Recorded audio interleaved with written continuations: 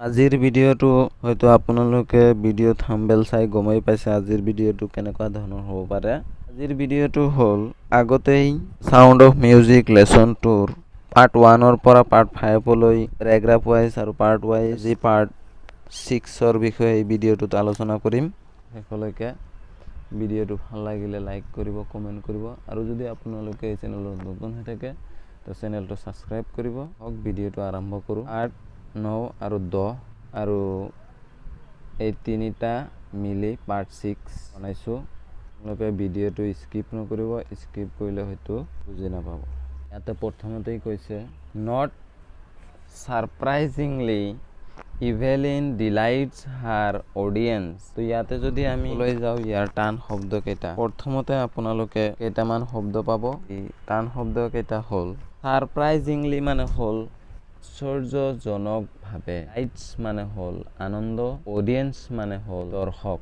কোনো অৰ্থটো হ'ল আচৰিত নহয়, ইভেলিনে তাইৰ দৰ্শকসকলক আনন্দিত কৰে। In 1991 she was presented the Royal Philharmonic Society's prestigious Soloist of the Year Award. Presented মানে উপস্থাপন কৰা আৰু ফিলহাৰমনিক মানে সংগীত প্ৰিয়, প্ৰেষ্টিজিয়াছ মানে সন্মানীয় বা মৰ্যাদাপূৰ্ণ, সোলোইষ্ট মানে একক শিল্পী, মানে হ'ল পুৰস্কাৰ বা বঁটা। আৰু সম্পূৰ্ণ অৰ্থটো হ'ল 1991 চনত তেওঁক ৰয়েল ফিলহাৰমনিক ছ'চাইটি বৰ্ষৰ সন্মানীয় একক শিল্পী বঁটা প্ৰদান কৰা হয়। Says master percussionist James Blades God may have taken her hearing but he has given her back something extraordinary. কেইটামান টান শব্দ হ'ল এক্সট্ৰা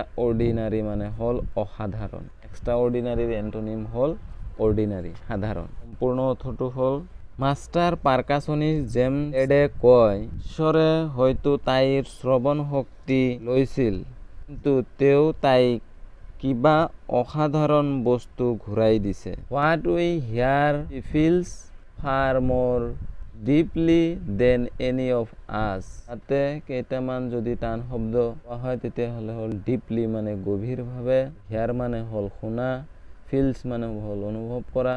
আমি যি শুনিছোঁ তাই অনুভৱ কৰে আমাৰ যিকোনোতকৈ অধিক গভীৰভাৱে। সম্পূৰ্ণ অৰ্থটো হ'ল এইটো that is why she expresses music so beautifully। তো হ'ল এক্সপ্ৰেছেছ মানে প্ৰকাশ কৰা, বিউটিফুলি মানে সুন্দৰভাৱে, ধুনীয়াকৈ। সম্পূৰ্ণ অৰ্থটো হ'ল সেইকাৰণে তাই সংগীত ইমান ধুনীয়াকৈ প্ৰকাশ কৰে। 9 নম্বৰ Evelyn confesses that is something of a হলিক।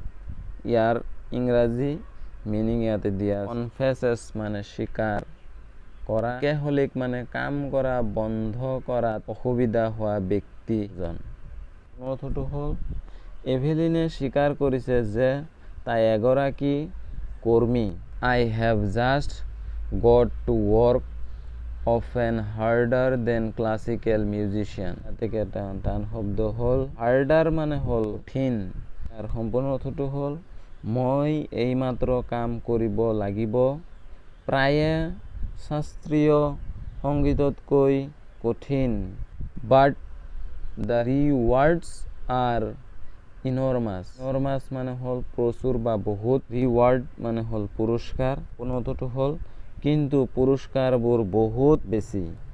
Apart from the regular concerts Evelyn also gives free concerts in prisons and hospitals. টান শব্দ হ'ল কনচাৰ্টছ মানে হ'ল অনুষ্ঠান, প্ৰিজনছ মানে কাৰাগাৰ বা জেলখানা, হস্পিটেল মানে চিকিৎসালয়। নিয়মীয়া সংগীতানুষ্ঠানৰ ইভেলিনে কাৰাগাৰ আৰু চিকিৎসালয়ত বিনামূলীয়া সংগীতানুষ্ঠান প্ৰদান কৰে। She also gives high priority of classes for young musicians।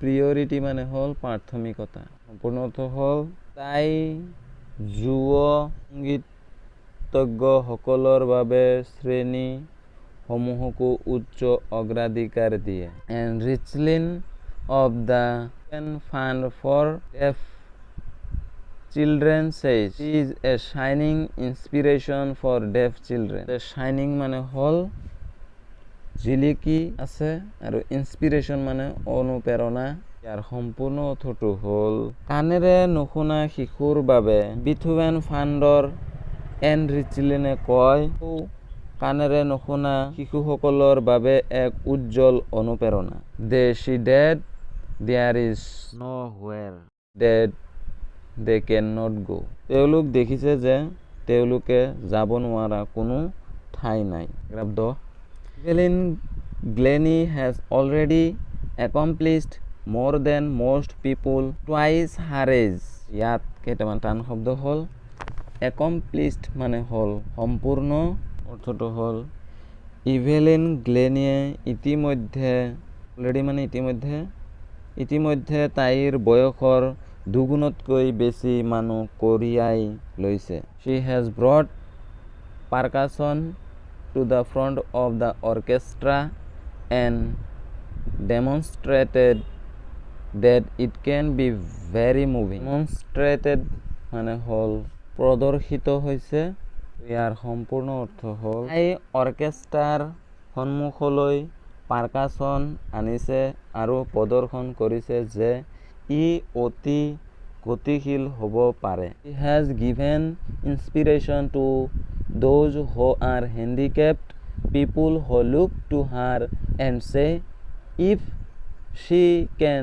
do it I can handicapped মানে হল প্ৰতিবন্ধী সকলে তেওঁৰ ফালে চাই কয় যদি তেওঁ এইটো কৰিব পাৰে তো কৰিব পাৰো and not the least has given enormous pleasure to millions pleasure মানে হল আনন্দ millions মানে দলাখ বা লাখ লাখ আৰু নহয় তেওঁ লাখ লাখ লোকক প্ৰচুৰ আনন্দ দিছে আপোনালোকে প্ৰথমৰ পৰা পাৰ্ট 1 ৰ পৰা পাৰ্ট 5 লৈ আগতে ভিডিও বিলাক চোৱা নাই তো আপোনালোকে পাৰ্ট 1 ৰ পৰা পাৰ্ট 5 লৈকে ভিডিও ডেসক্ৰিপচনৰ লিংক বিলাক পাই যাব আপোনালোকে তাৰ পৰা যাই ডাইৰেক্টলি পাৰ্ট 1 ৰ পৰা পাৰ্ট 5 লৈ চাব পাৰিব